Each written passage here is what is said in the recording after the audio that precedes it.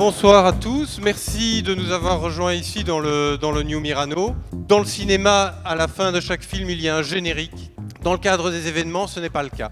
C'était une volonté de notre part de commencer à collecter les archives de 1975 à aujourd'hui. L'idée de ce projet, c'est de mettre les gens en avant, que ce soit des DJ, des porteurs de projets ou que ce soit des entrepreneurs qui reprennent des lieux et qui leur donnent une nouvelle vie.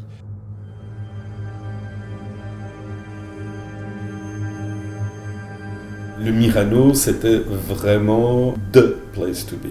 Et je retrouvais au Myrano les sensations que j'avais eues, notamment quand j'étais au Studio 54 à New York.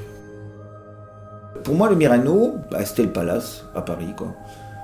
Moi, je me suis retrouvé à danser à côté de Grace Jones. Le Myrano, en 100 ans, il a eu plusieurs histoires. Il a eu une histoire d'un cinéma, il a eu l'histoire d'une boîte de nuit, il a eu l'histoire d'une salle d'événement, et là maintenant, il va avoir une nouvelle histoire.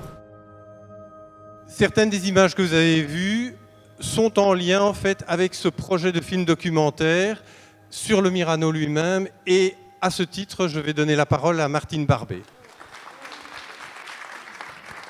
On s'est rendu compte en fait que ce Myrano méritait un documentaire.